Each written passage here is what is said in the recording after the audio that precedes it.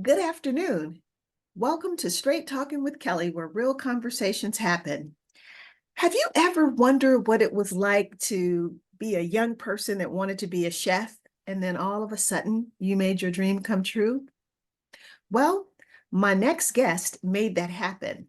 I'd like for you to welcome LaRue Hayden. Hello, LaRue. Hello, world. Hello, Miss Kelly. Thank you for being here. Go downstairs and talk. So, LaRue, before we get started, I would like to find out a little bit about your background. So could you tell us where you were born and raised and what schools you attended? Yes, I was born and raised in San Francisco, California, Bayview Hunters Point. I went to Muhammad University of Islam uh, in the Bayview Hunters Point. Okay. Okay. And that was from what grade? Kindergarten through eighth or what? Kindergarten all the way up to high school. Okay. So we're going to walk down memory lane a little bit because when I met you, how old were you when you came to the Bayview YMCA for the Prep and Prep program?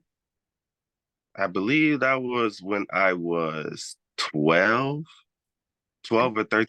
It must have been 13 because I took students, they had to be 14. You were 14. Okay. Because Ricky was the only student that I took at 13. Okay, so yeah. Yeah. Yeah, Okay. 13. But before we get into that part, I'd actually like to talk about a little bit more of some of the things that you've been doing um, after what made you come to the Y? What brought you there? What made me come to the Y was that I overheard someone was talking about a program for uh young black teens Mm-hmm. about the program. I forgot who it was, Okay. but someone just told me about it and I was just like, let me go check it out. And that's when I came and I first met you, and then everything just went from there. Yeah. So now I remember that first time meeting you, and you told me when I said, what is it that you would like to get out of this program? Do you remember what you said to me? Because if you don't, I do. I don't remember. Well, you told me you really wanted to be a chef. Ah, yes. That's Yes. what you told me. You really wanted to be a chef. And what I found as time went on, I could see that you were very serious. And I think the funny part for me was when Ricky came along, because then you had somebody to be competitive with. So you guys were Yeah, always at it. it was It was because of you guys that we started the Iron Chef competition.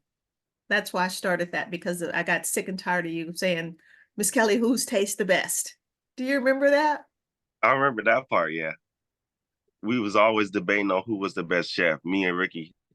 That's Yeah. why remember you told us that you're like, okay, we're gonna just start an Iron Chef competition. And then we was just like, yes. Yeah. Yeah. So that was really fun. So now when you think about the program, what were some of the things that you got out of it? What did you learn from Prime and Prep? Mostly I learned just like the basis of being a chef. You know, it's not always about cooking, it's always about, having a team, always managing, always organizing, always making sure everything is in place and together. And because, being a chef is more than just cooking. Being a chef is more about, once you become a chef, you realize you're doing less cooking and more managing, more directing teams, making sure everything is taken care of and situated. So that's what a lot of people don't know, is that when you become a chef, like, you're doing less cooking. You're more so as being a manager Well, at the before we get establishment. into that, I guess, LaRue, what I was asking is in terms of not the job that you're doing right now, because we're going to talk about that in a little bit, because you're actually taking it to a whole nother level. I'm talking I, about what did you learn from the Prime and Prep program, because I didn't just teach you guys cooking. all right, yes. You also taught us about, just confidence, self-esteem. I remember that, I did tell you about some things that I was going through at the moment, and then you helped me out with that, especially during with self-esteem, Yeah. building itself and everything else, because that is definitely needed in this field. Leadership, you did tell us about that. And you also just taught us to explore. Yeah. Yeah. Yeah. Well, I'm gonna tell you something. I look back at that time, and like I said, I think that Chef Berlin played a pivotal part in your career as well. So what Oh, were some of the things you got from Chef Berlin? ooh, okay. Ooh, now you make Because Chef Berlin, he was the deal, wasn't he? Chef Berlin was the deal. Chef Berlin, always experiment. Yeah. You know, stories about when he went out of the country, and there was multiple stories about that. He said, but say Chef Berlin, always be experimental, always explore. As you're going into the chef field, always explore. You know, uh, you know, Chef Berlin also wasn't like super serious in the kitchen, but like when it's all go time is go time. I learned that from him as well. Like, be yourself in Yeah. the kitchen. Don't And be, so what about some of the events that we participated in and some of the field trips that you went to? What was that experience like for you? ooh, And what there was was, most memorable? What was the most memorable field trip that we took? ooh, what was that field trip that we all took when we all got on the school bus? I'm trying to remember. There was a field trip that you took us to a while ago. I remember it because we was all on the school bus. Well, But I we were just can't. always on the bus with Michael Kirkman driving it. That was always the thing.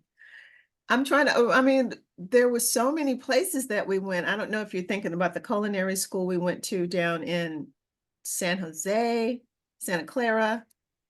I I, don't know if it was, I think the one. Hey, I anyway. think there was so many. That's what I'm trying to remember. Like, Well, you know what? I think the first one that was the very first one that you guys really were in awe was when we went to the InterContinental, when Casey took us. there it is. There it is. Yeah. No, yeah, that's when we had a tour the Intercontinental. We met Casey, and then he was telling us about the food. We got the food, and he was just telling us about the Intercontinental and everything else. So we was just all looking, just like, oh my god, this Right. like. And remember, we went to the room where Obama stayed.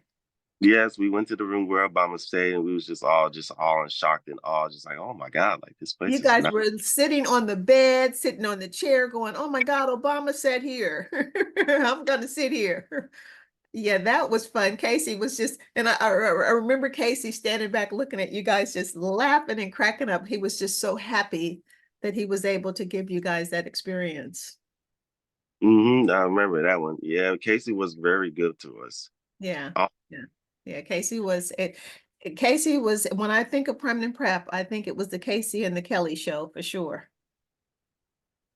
that was a fun foundation. Now, so your first internship, because that was part of what Prime and Prep was about. After I got you guys all primed and prepped, job ready, I think the next step was getting you guys summer internships, paid summer internships, mind you, because we had a phenomenal advisory board to make sure that all happened. Your first internship was where? The Intercontinental in San Francisco. Oh, so you were at the Intercontinental too. For some reason, I thought you went to the Fairmont first. No, the Fairmont was second, but the Okay, Inter was okay. the. And how long were you at the Intercontinental? I believe the requirements there was like 3 weeks. 3 weeks. Okay, Yeah. No, no, I think 3 months. 3 months. right, because it wasn't no 3 weeks. Okay, 3 weeks. and so then after the Intercontinental, you ended up going to Fairmont, Yeah. but you ended up like, I think that was like 2 years later, because you were in the program with me. I stayed there for 5 years with the program.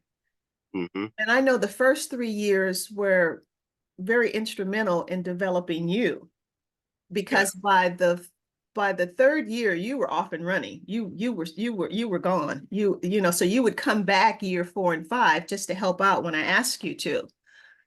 So after you left the InterContinental, you were at Fairmont, still doing your internship.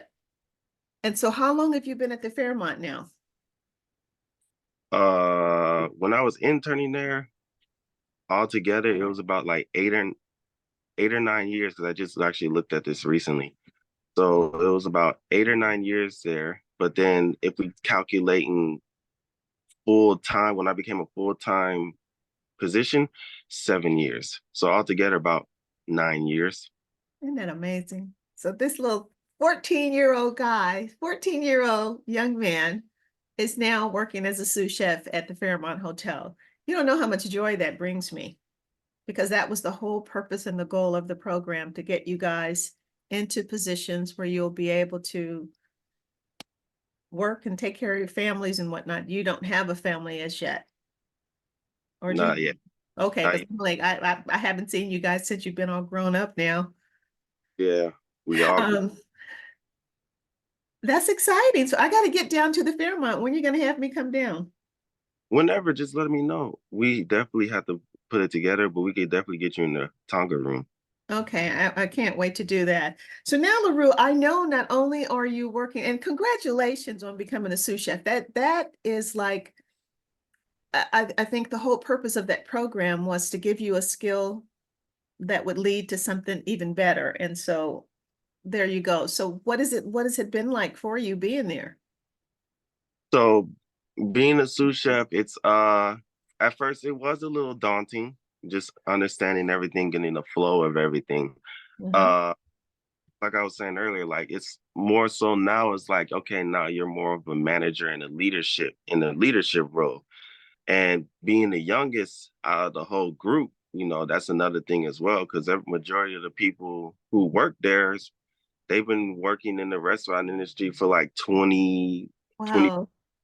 years. Yeah. So now, like this, see this young buck who's now a sous chef, and he got the sous chef position kind of faster. It's like, who is this guy? But doing all those challenges, it's still a learning experience. Like I'm grateful, to God and everything that you've done for me, and God for giving me this position. Because, like I was telling people before, it's like having this position is just like me giving back to the community. Oh, Some absolutely. people that, you can achieve these dreams. You just have to work hard. Like it wasn't easy getting this position. It was a lot that I had to go through. But from what everyone saw, like, everyone saw the work that I put in. Everyone saw that, that I wasn't being lazy. It was just hard work.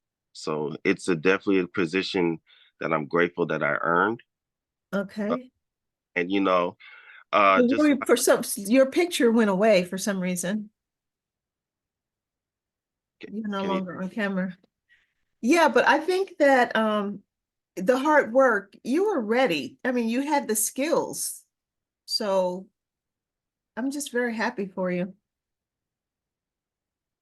thank you, Miss Scott. I appreciate you, Miss Scott.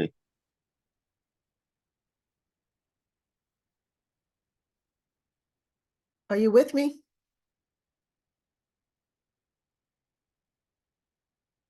Hello? Okay. So we are having technical difficulties here. Um,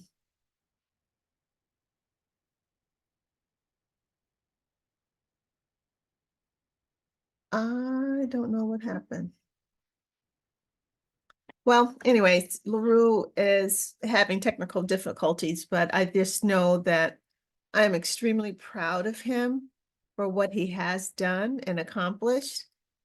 It just really, really shows you that if you stay committed to something that you want to do and follow it through, it can happen. So anyways, thank you for being here, and hopefully he will come back.